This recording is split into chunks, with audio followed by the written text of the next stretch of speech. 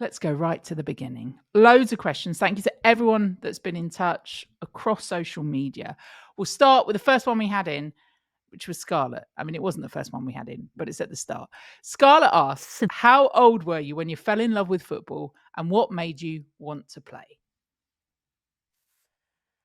Well, Scarlett, I would say that, well, as a baby, my mum and dad said I kicked everything that was on the floor, so I think they knew that I was gonna be a footballer. But I would just say when I was about 6 or 7, I was playing at primary school, with the boys, going to the park with my dad, playing, like, head tennis in the garden, at my nan's house.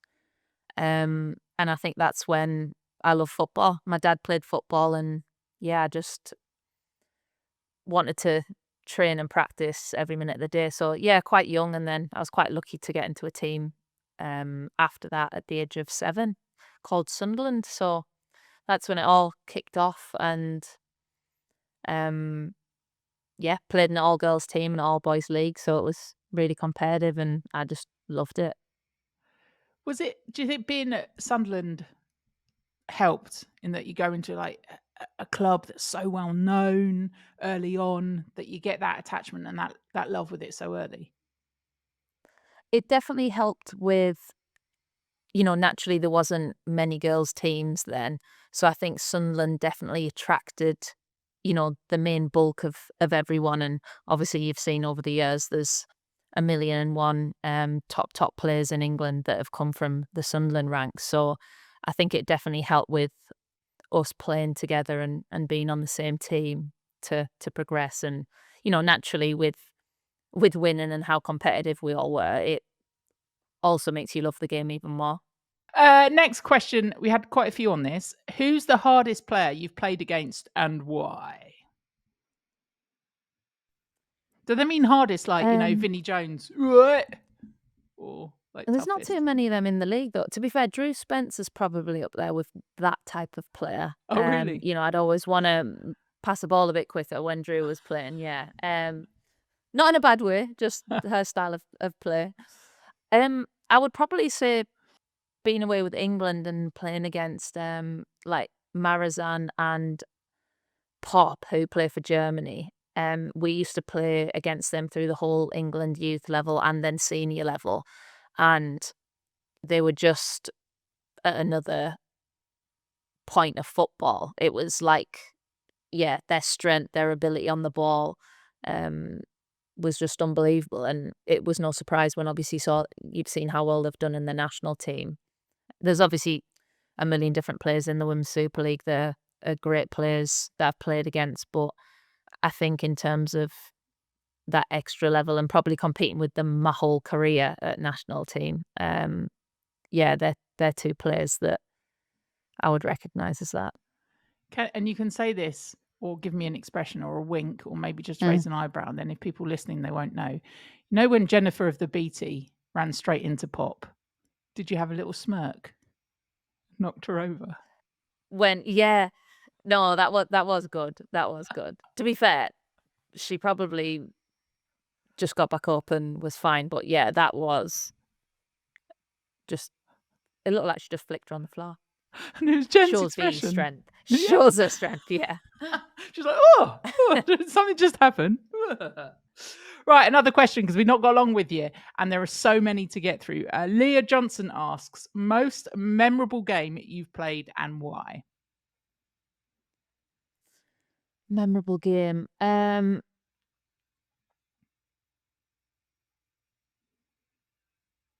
there's always so many. I mean, I've got to go to my England senior debut. It was at the Cyprus Cup, and yeah, there's nobody there, but it was putting on the England shirt and, going on that pitch with amazing players. It was just a moment that you just wouldn't forget, really. So I would say that memory will never be forgotten. Like, I can, like, close my eyes and see it in my head. And I scored a goal that game, so, like, I remember going back to my room and going on Twitter, and obviously Twitter and Instagram, it wasn't quite there yet, but I had more messages than what I normally do, just being like, "Saw your goal on Twitter," and, like, "So proud of you." So, yeah, that was like a butterfly moment. Just getting that feeling of playing. You got to tell us what the goal was like. It was pretty good actually. Yeah, it was. It was I think Anita Asante passed me the ball inside. I just took a touch and yeah, just hit it as hard as I could really. And I think that was the start of me probably doing the long range shooting a little bit more. But yeah, I should have celebrated a little bit better probably, but I was just like, oh my God, thank God that just happened. Was it shock? It was like, what's in that moment? Yeah, I think it was. Obviously, the girls that were playing that day out, they made it feel really special. Brilliant question, Leah. Thank you. Next up, again, we had a few of these, but Sarah says, if you could do anything differently in your career, what would it be? I saw that question and I'm going to do the whole cliche rubbish answer of there's not much I would change in it. I've like loved the journey that I've had.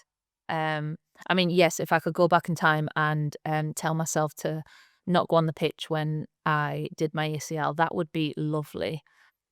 But I think there's not much I would change in what I've done and how I've had my career really. Do you think you might have liked to play and to win the WSL with Sunderland? Would that have been a dream? Yeah, that would have been nice.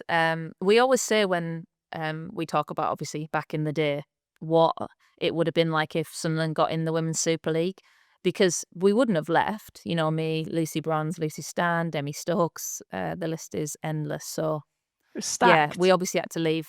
Yeah, it was stacked, and you know we loved the northeast. So that is a great one. Yeah, that would have been nice. What about if there's so much talk about the WSL and, you know, expansion or not, and if you could do like go out, get a multi-millionaire, buy Sunderland, propel them up, would you carry on playing for another 10 years? I mean, there's a lot of ifs in there. Yeah, I would. Yeah. Get the band back Yeah. together. Oh, you got to do it. Yeah.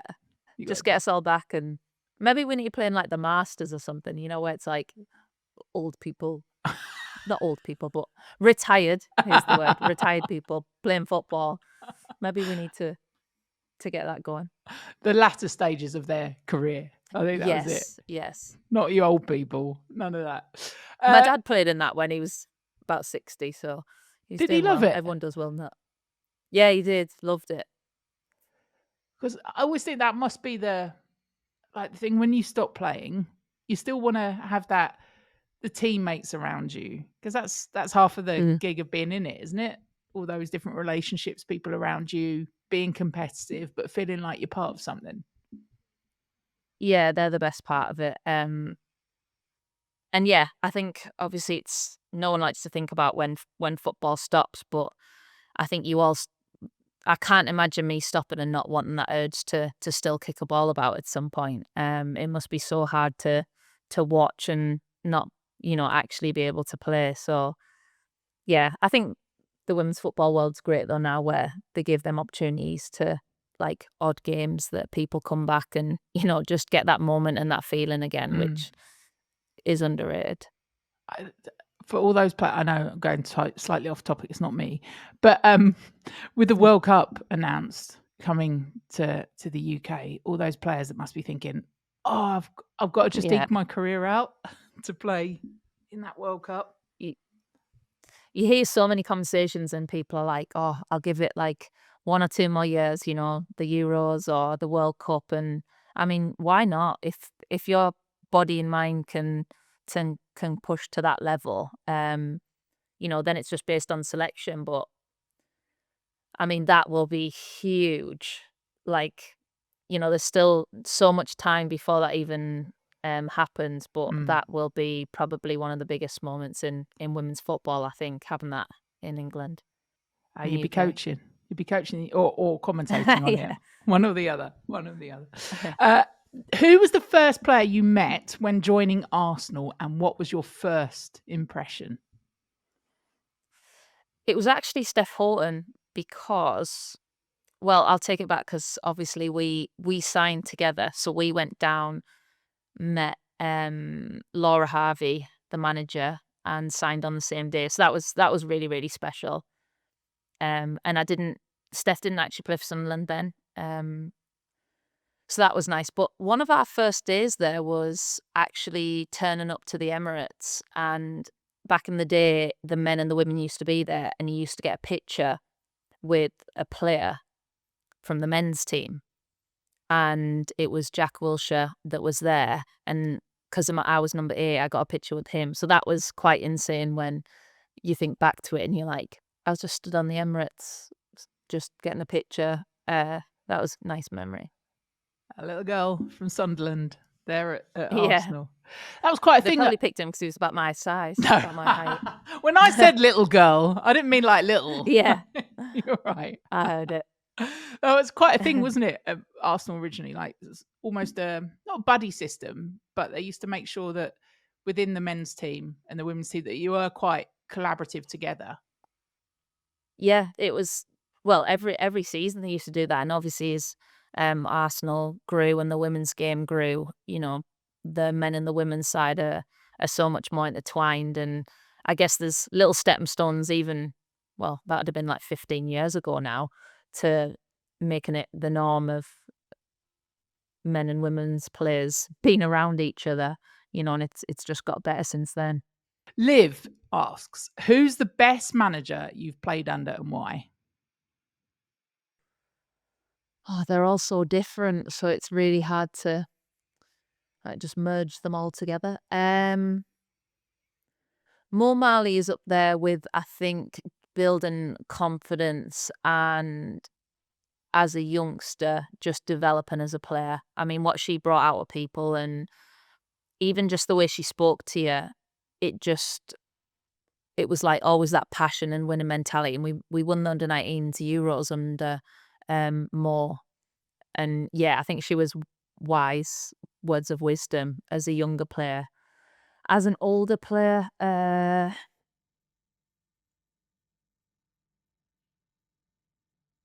actually really liked Joe Montemiro at Arsenal.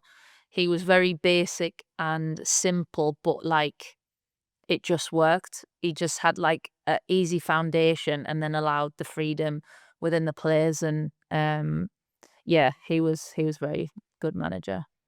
So many of his former So players many. rate him as well. No, not that you've had so many managers. So many. Yeah. I was being positive there. It was none of the above. None of the above.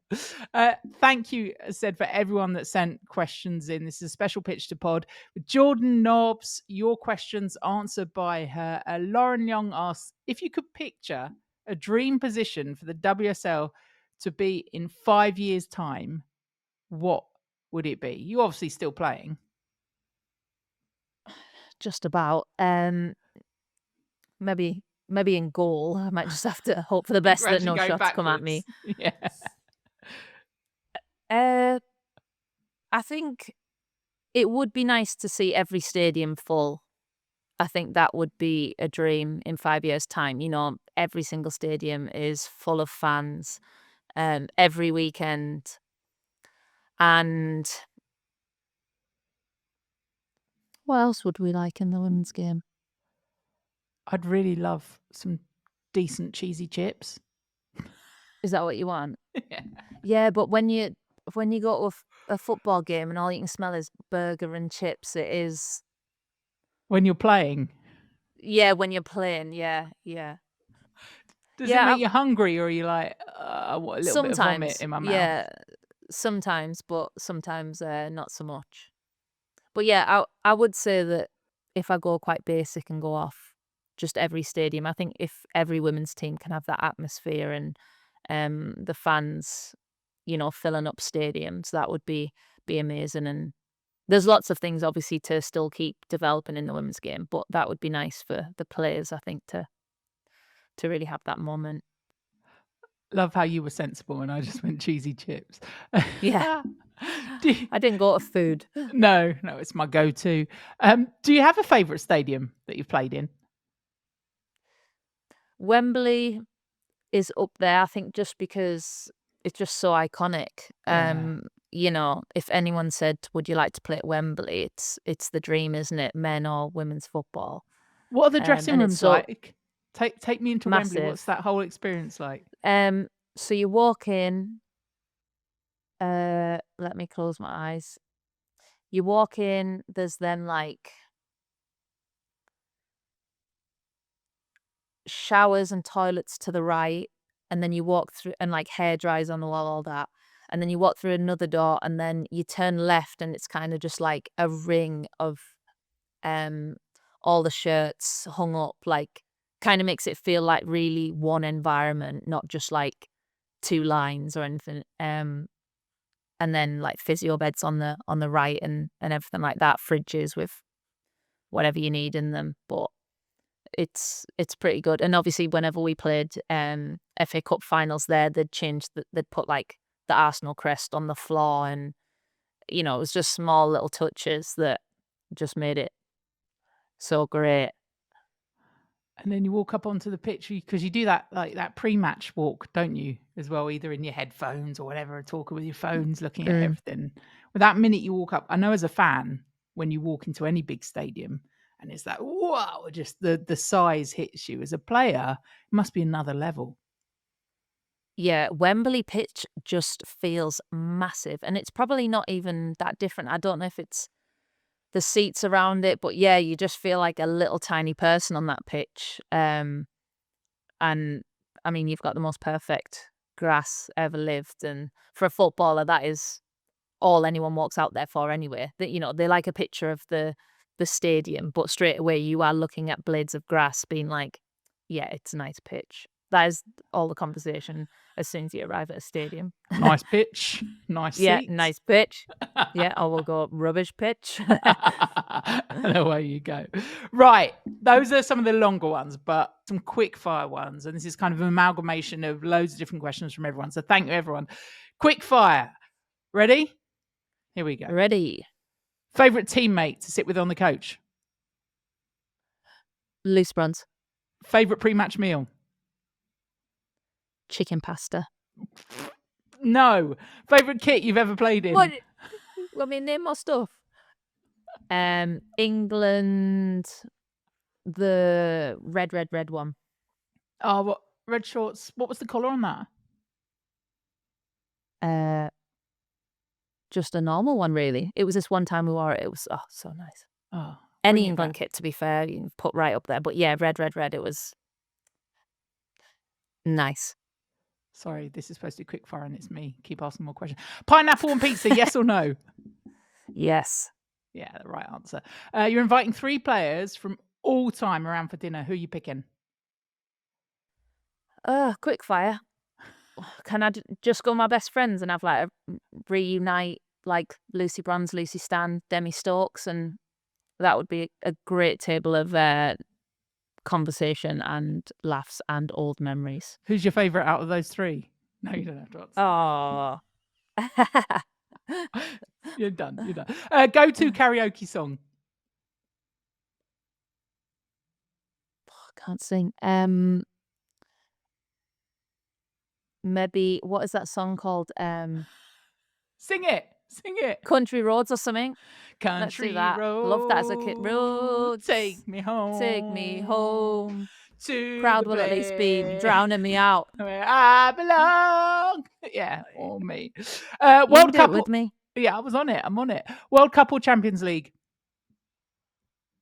World Cup. Yeah. Favorite TV show? Can't beat Friends, really. Like Money Heist, Stranger Things, all that. Like all them. Best gig? Or crime.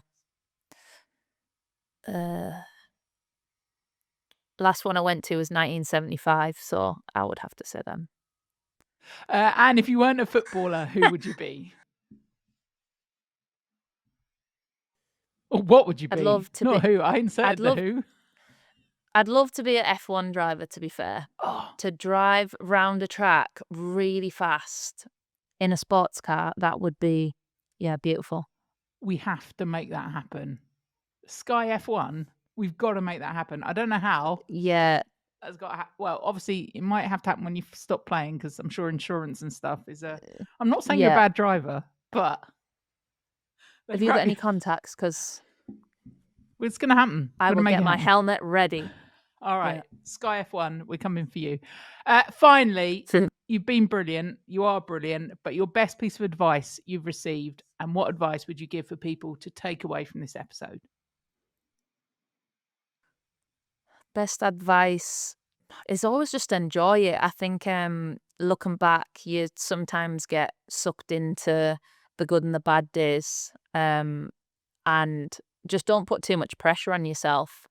Enjoy it, and football is such a shortish career, so you don't want to waste that time. Not just believing in yourself and